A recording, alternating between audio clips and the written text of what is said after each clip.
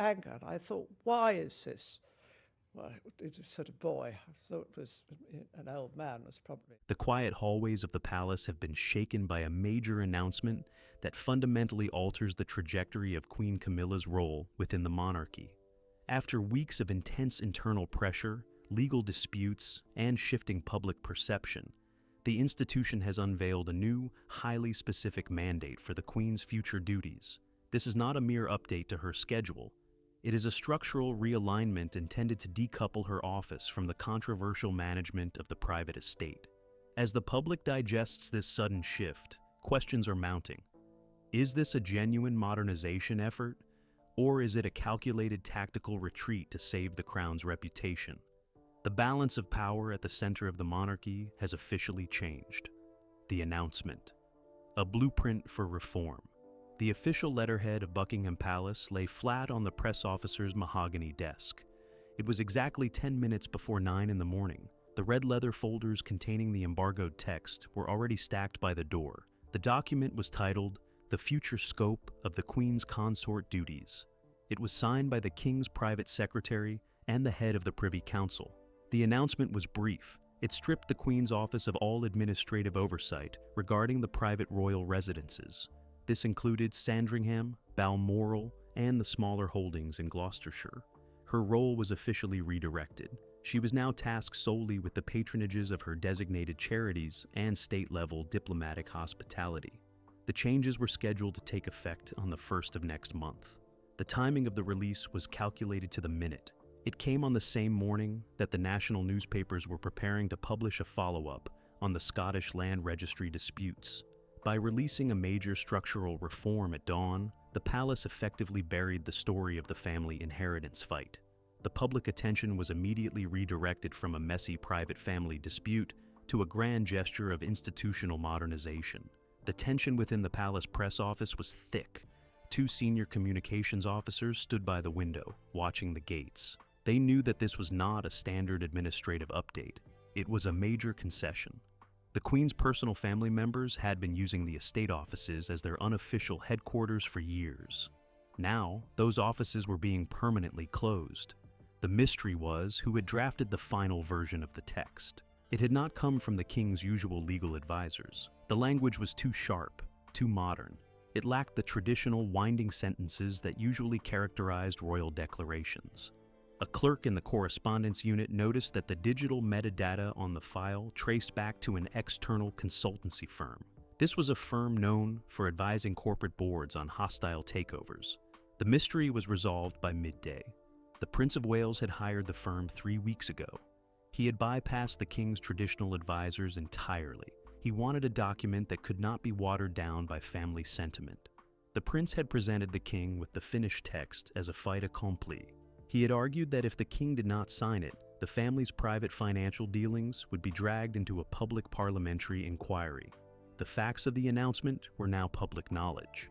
The Queen's staff were given exactly 2 weeks to vacate their offices in the estate wings. They were being reassigned to a centralized pool of administrative workers. The Queen's family would no longer have access to the royal travel budget for private trips. The separation of public duty and private privilege was now a matter of official policy. The tension did not dissipate with the release of the news. In the afternoon, several of the Queen's closest allies in the House of Lords began making private calls to journalists. They were trying to frame the announcement as a voluntary retirement. They wanted the public to believe that the Queen had requested the reduction in her workload to focus on her health and her personal interests. This opened a new mystery. Would the public buy this version of the story?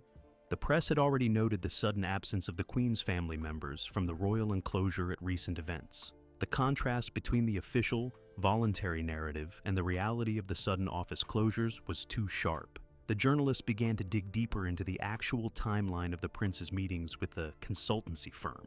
The King stayed in his private quarters for the entire day. He had not attended the morning briefing with the press team.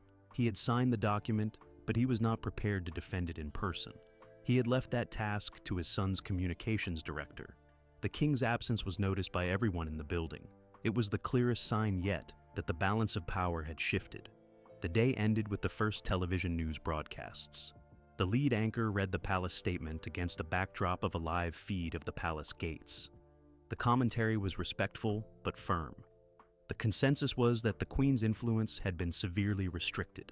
The blueprint for reform was active. The old ways of managing the family's private interests were gone, and the new structure was here to stay. The separation of powers, office versus private estate. The transition began at 7 o'clock on Wednesday morning. A team of logistics specialists from the Central Palace office arrived at the East Wing. They did not carry briefcases. They carried crates and inventory scanners. Their task was to catalog every item belonging to the Queen's administrative office. They were separating official state papers from the private records that had been stored there for the last 4 years. The scene was orderly, but the atmosphere was brittle. A senior clerk for the Queen stood by the door. She held a clipboard and checked every box as it was sealed. She did not speak to the men from the central office. She watched them move. The items were being divided into 2 distinct streams. One stream was for the National Archive. The other was for the private estate management offices in London. The facts were clear. The Queen's office had been functioning as a parallel administration. It had processed everything from royal travel to estate maintenance. This was no longer allowed under the new mandate.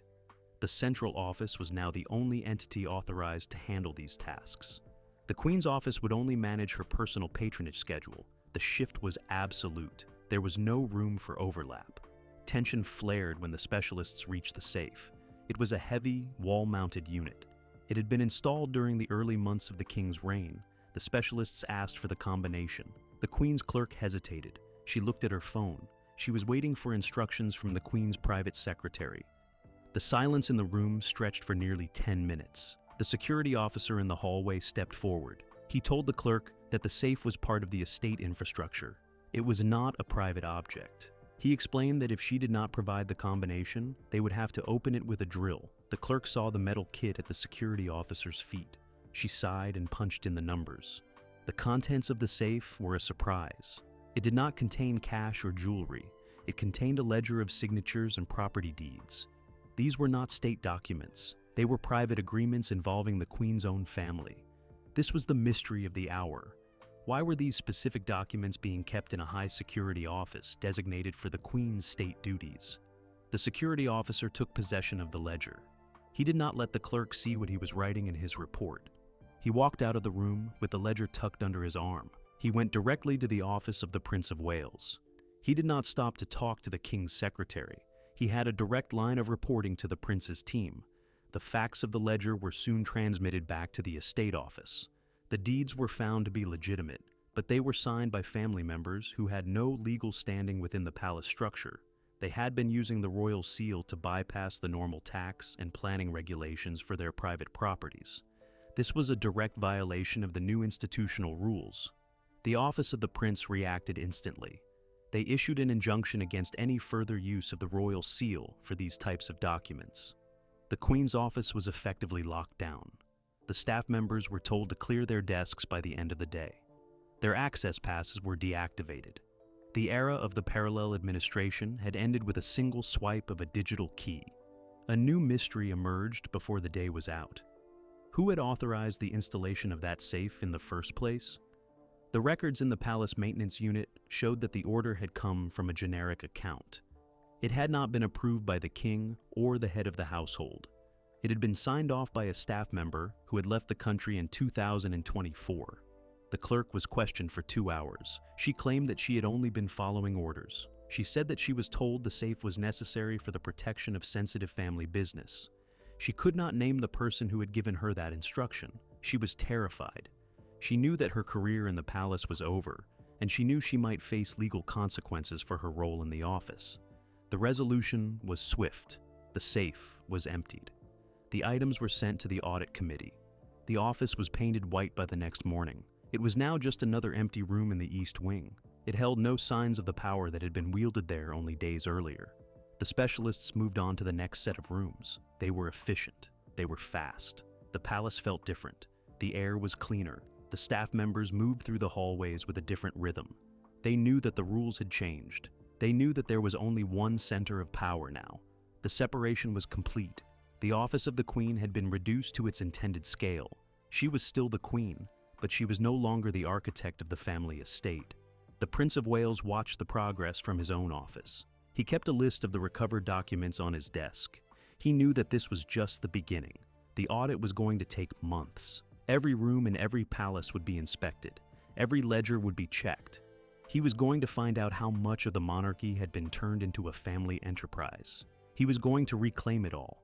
The light in the hallway dimmed as the evening arrived. The work continued even in the dark. The logistics team brought in portable lamps. They were determined to meet their deadline. The palace was being recalibrated. It was a slow, deliberate process of restoration. The House of Windsor was being rebuilt, stone by stone, document by document. The silence of the night was the sound of a new order being born. The response.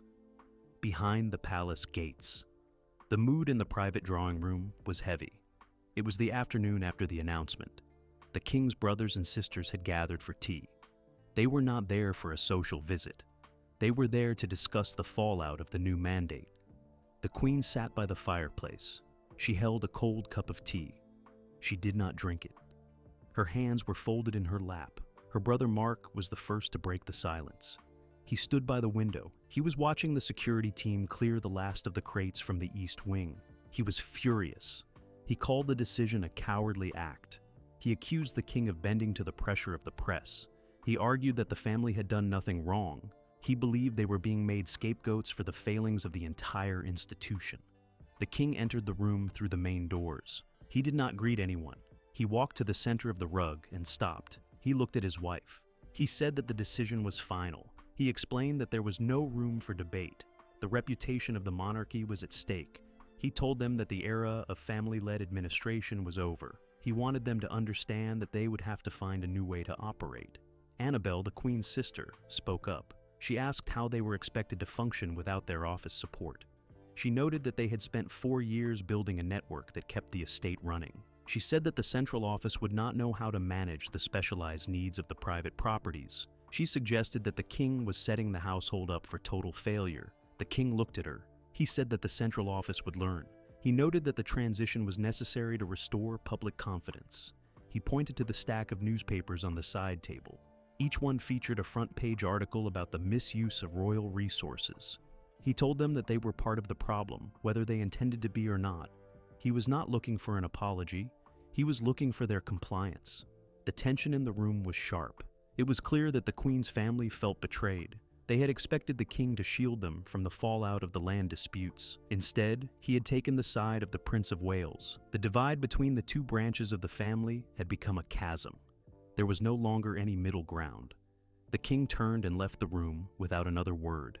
A new mystery emerged as the door clicked shut. Who had convinced the king to take such a hard line? He had been hesitant for months. He had resisted the calls for reform. The family began to whisper. They wondered if there was a document they had not seen. They suspected that the prince had provided the king with evidence of a financial scandal that was even worse than the land disputes. Mark decided to conduct his own search. He spent the next hour in the study. He went through the desk drawers. He found nothing. Then he saw a locked cabinet in the corner of the room. It was not one of the usual estate units. It was a high-grade military file cabinet. He tried to pull the handle. It was locked tight. He needed a key that he did not have. The mystery was resolved when the head of security walked in. He caught Mark standing by the cabinet. He did not scold him. He simply stood in the doorway. He told Mark that the cabinet contained sensitive information that was restricted to the highest level of clearance. He said that if Mark tried to open it again, he would be escorted off the grounds. The threat was explicit. Mark stepped away from the cabinet. He knew that the security officer meant every word. He realized then that the king had access to information that the rest of the family could not touch. The king was no longer playing a game of politics. He was playing a game of intelligence. The family was being watched. Their every move was being logged and reported. The response from the queen's family was a cold withdrawal. They left the palace that evening. They did not say goodbye to the king. They drove to their own private homes. They began to coordinate their own defense. They knew that the audit would target their personal finances next. They started moving their own assets. They were preparing for the inevitable investigation. The king sat in his private study. He watched the cars leave the courtyard from his window. He knew that they were angry. He knew that they were scared. He did not feel any sympathy. He felt only a sense of duty. He had done what was necessary to protect the throne. He had cut the ties that were dragging the monarchy into the mud. The house was quiet again. The servants began to lock the doors. The long corridors were empty. The king opened the file on his desk. It was the report from the auditors. It contained a list of every person who had been paid from the estate accounts over the last 4 years. The list was long. It included hundreds of people who had no official role in the household. The mystery of the budget was finally unfolding. The money was being siphoned into a network of shell companies. These companies were controlled by a group of people who had no connection to the royal family. This was the true scope of the scandal. The monarchy had been the target of a systematic, years-long fraud. The Queen's family had been the unwitting participants, or perhaps the shields. He sat back in his chair. He had the names. He had the bank account numbers. He had the proof of the crime. The battle was no longer about a cottage or a role. It was about the survival of the crown against an organized criminal enterprise. He reached for the phone to call the National Crime Agency. The endgame had begun. The family was at war with an enemy they did not even know existed. Public perception, a tactical pivot. The morning news cycle hit with the force of a landslide. By 8 o'clock, every major network in the United Kingdom had switched their primary focus to the palace announcement. The anchors sat at their desks, reviewing the same press release that had been distributed at dawn. They spoke about the rebranding of the Queen's role. They used words like streamlining and modernization. They were careful, measured, and clearly following the guidelines provided by the palace communications team. The public reaction, however, was less uniform. In the streets of London, people were stopping to read the papers at kiosks. They saw the headlines about the Queen losing her administrative powers. Some saw it as a victory for common sense. They argued that the monarchy had become too bloated and too expensive. They liked the idea of a leaner institution. They believed the Prince of Wales was finally taking the reins to drag the house into the 21st century. Others were more skeptical. They remembered the headlines from just 2 weeks ago. They saw the connection between the estate land disputes and the sudden loss of the Queen's office staff. They did not believe this was a voluntary move. They saw it as a forced retreat. They felt that the palace was trying to pull the wool over their eyes. They began to post their questions on social media platforms. The facts were that the palace had successfully split the narrative. The pro-reform camp was focused on the structural changes. They were celebrating the removal of family-led estate management. The traditionalist camp was focused on the perceived slight to the Queen. They were arguing that she was being pushed out of her own household. The public discourse was fractured, which was exactly what the palace strategists had wanted. Tension built as the midday polls were released. One major survey showed that 52% of the public supported the changes. The rest were either unsure or opposed. The gap was narrow. It indicated that the monarchy was sitting on a volatile base of support. One more leak, one more scandal, and that majority could evaporate. The King's office began to track these numbers with a level of intensity usually reserved for national elections. The mystery was the origin of the rebranding term. It appeared in 3 different newspapers on the same morning. It was not in the palace press release. It was a specific piece of language. It suggested a coordinated effort to frame the story. The investigative journalists started to track the source of the phrase. They looked at the press briefings that had occurred in the last 48 hours. They found that the term had been introduced by a senior advisor who had recently moved from a high-profile corporate public relations firm in New York. This was a clear sign of the prince's influence. He was not just using the old royal channels. He was using professional, modern tactics to control the story. The journalists realized that they were not just covering a royal news cycle. They were covering a professional political campaign. The resolution of the mystery brought a new level of scrutiny to the palace. The press started to ask why a royal institution needed a corporate PR firm. They began to question the ethics of the arrangement. They asked if the public was being manipulated by paid strategists. The focus of the story shifted from the Queen's role to the transparency of the palace itself. The pivot was working, but it was coming at a high cost. A new mystery emerged by the evening. Where was the Queen? She had not been seen in public since the announcement was made. She had canceled her scheduled engagements for the rest of the week. The palace said it was for personal reasons.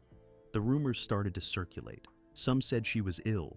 Others said she was in negotiations for a private settlement. Some said she had left the country. The facts were that the Queen was at her private home in the country. She was not alone. She was meeting with her own legal team. She was not accepting the mandate without a fight. She had a list of demands for the king. She wanted a public statement clarifying that her role was being reduced by choice, not by force. She wanted a guarantee of her future income. She was not going to vanish quietly. The tension in the countryside was palpable. The local police were called to manage a small group of protesters who had gathered at the gates of her property. Most of them were supporters. They held signs that said, "Support the Queen." The scene was covered by the news crews. It was a visual reminder that the family was truly divided. The public support for the Queen was becoming an obstacle to the king's plan. The king sat in his study at the palace. He watched the coverage of the protest on the television. He saw the faces of the people. He realized that the tactical pivot had failed to unify the country. It had only drawn the lines more clearly. He was facing a backlash from the very people he had hoped to satisfy. The rebranding had made the divide seem even deeper. He closed his eyes. He had wanted to restore order. He had wanted to protect the legacy. Instead, he had turned the monarchy into a battlefield of public opinion. The rebranding was not a solution. It was an escalation. He stood up and walked to the window. The city was dark, the streets were quiet, but he knew that the storm was still coming. The public was waiting for the next move. He turned back to the desk. He had to respond to the Queen's demands. He had to find a way to end the public spectacle. He had to stop the protest. He began to write a new statement. He needed to be firm, but he also needed to show compassion. He had to walk a line that seemed impossible. He was the king, and the burden of the crown was now heavier than it had ever been. The Prince of Wales's influence, a new directive. The doors to the office of the Prince of Wales were made of heavy polished oak. They were rarely opened without a formal invitation. Inside, the room was cool. A massive map of the United Kingdom covered one entire wall. It was marked with pins of different colors. Each pin represented a royal property. Prince William stood before it. He was moving a blue pin from a site in Gloucestershire to a folder labeled Institutional Review. The fact is that William had been preparing for this day for 3 years. He had quietly consolidated control over the duchy accounts. He had vetted the staff in every department. He had waited for the right moment to force the modernization of the household. The property inheritance crisis had given him the opening he needed. He was not just reacting to a scandal, he was executing a long-term plan. Tension in the office was non-existent. There was only focus. The prince was surrounded by a small team of hand-picked advisors. They were not old-school courtiers. They were former diplomats, forensic accountants, and management consultants. They worked in silence. The only sound was the tapping of keys and the rustle of paper. They were auditing the entire monarchy. The prince turned from the map. He picked up a file marked with the royal crest. It contained the internal communications of the Queen's office. He read a specific email from 3 months ago. It showed that members of the Queen's family had been discussing the sale of certain estate assets to a private firm. They were trying to monetize their influence before the audit could catch up to them. The mystery was how they had managed to keep these discussions off the official server. The prince had his security team look into it. They found that the family had been using a private, encrypted messaging app. They had been operating in the digital shadows of the palace for years. William decided to have the server access logs cross-referenced with the private phones of every member of the Queen's inner circle. The resolution came within hours. The forensic team found the link. The Queen's private secretary had been acting as the middleman. He had been forwarding the messages to an external consultant. William did not hesitate. He ordered the secretary to be removed from the grounds immediately. The man was escorted out of the side gate before the staff even realized what had happened. A new mystery emerged. Who was the external consultant on the other end of the line? The digital trail was sophisticated. It pointed to a financial hub in Singapore.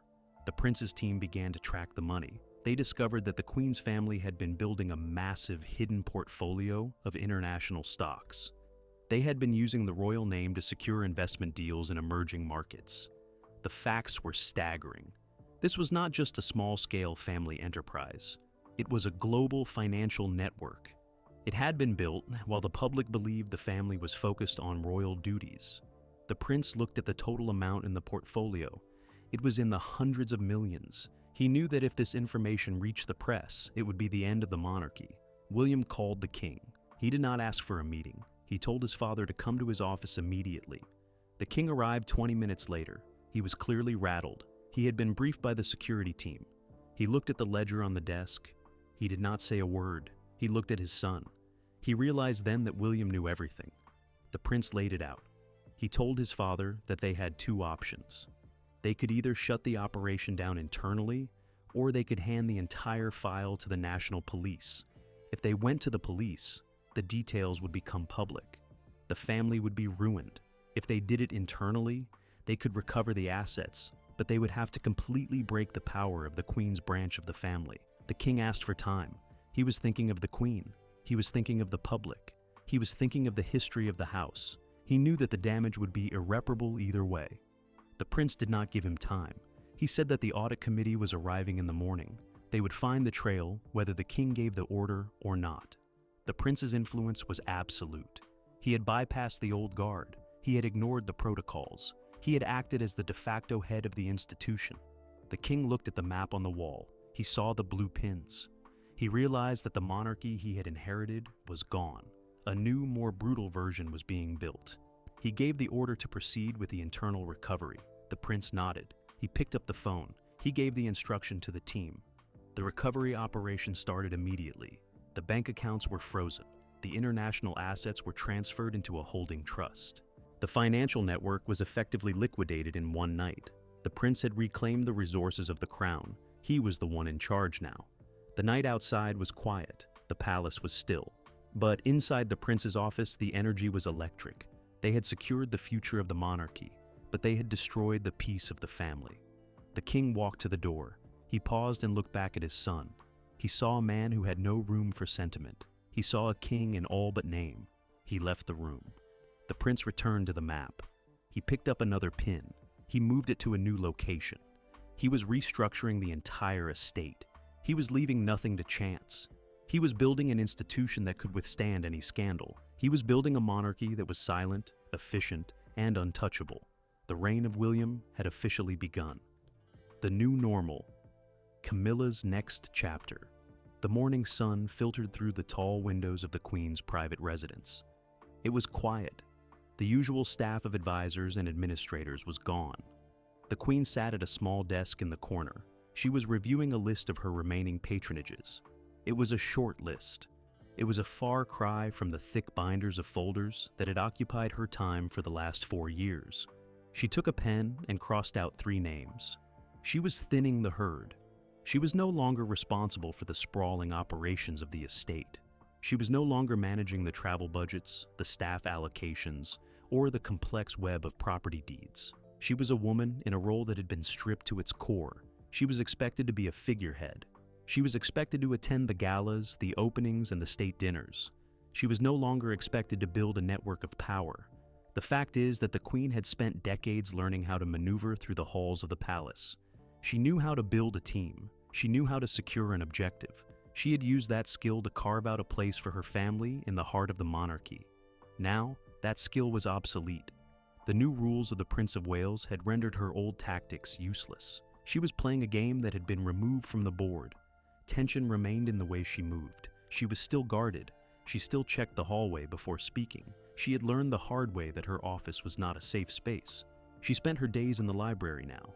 She read books on history. She kept a small notebook where she recorded the names of those who had stayed loyal. She was building a different kind of network. It was not one of power, but of memory. The mystery was how the Queen truly felt about the transition. She had not given a single interview. She had not issued a personal statement. She had complied with every demand of the prince's office. Some observers thought she was defeated. Others thought she was waiting. They believed she was biding her time until the current administration faced its first real crisis. She was a woman who knew the long game better than anyone else. She stood up and walked to the piano. She played a few notes. It was a simple melody. She looked at the photograph of the king on the mantel. They had not spoken in 3 days. The distance between them was growing. She knew that he was under pressure. She knew that he was being guided by his son. She felt a deep, hollow ache for the life they had shared before the throne. The Prince of Wales made his first visit to her residence that afternoon.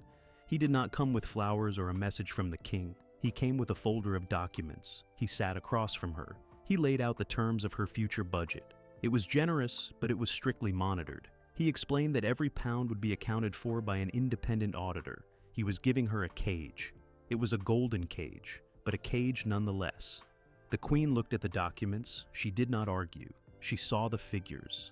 She realized that she had been marginalized completely. She looked at the prince. She asked if he was happy. She asked if he felt that he had won.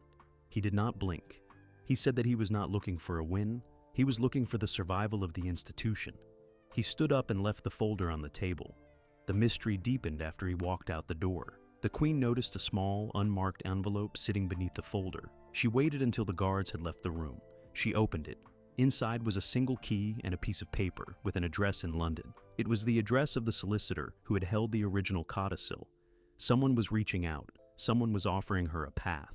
She held the key in her hand. It was cold. She realized that she had not been defeated. She had been freed. She was no longer burdened by the administrative weight of the palace. She was no longer responsible for the survival of the estate. She was a ghost in her own house. And ghosts could move through walls. She started to plan her departure. The fact is that the queen still had allies. She had contacts in the press, in the government, and in the international community. She had spent years helping others. Now she would call in her markers. She was going to see if those allies were as loyal as she had hoped. She did not want to destroy the monarchy. She wanted to reclaim her life. She was the one who had written the history of the house. She stood in the center of the room. She felt a sudden sense of peace. The chains of the administration were broken. She was no longer a player in the prince's game. She was a force in her own right. She went to the desk and wrote a single note. She addressed it to the king. She thanked him for the years they had spent together. She told him that she would be leaving for a while. She went to the bedroom and opened the small trunk in the back of the closet. It held the keepsakes from her life before the crown. She began to pack the most important ones. She was not leaving behind a legacy. She was taking her own memories with her. She was a woman who had seen the top of the world and found it cold. She was ready to return to the warmth of her own history. The mystery of her destination was not a secret. It was a challenge. She was going to return to the places that had been the foundation of her life. She was going to go back to the gardens, the hills, and the small towns that had been erased by the new administration. She was going to show the world that there was more to her than a royal title. She was going to be free. She turned off the lights in the drawing room. The palace was silent. It was a massive empty machine that she had finally escaped. She walked out into the courtyard. The night air was cool. The stars were bright above the towers. She felt the weight of the crown slip away. She was just a woman again. The next chapter was not being written by the prince. It was being written by her. The palace has been recalibrated, and the era of the family-led administration is officially over. As the Prince of Wales tightens his grip, the Queen finds herself liberated from the suffocating administrative machinery that once defined her existence. While the institution emerges leaner and more disciplined, the cost of this modernization remains etched in the fractures of the family itself. Has the monarchy finally secured its future, or has this clinical restructuring traded its soul for mere stability? The story of the crown is far from finished.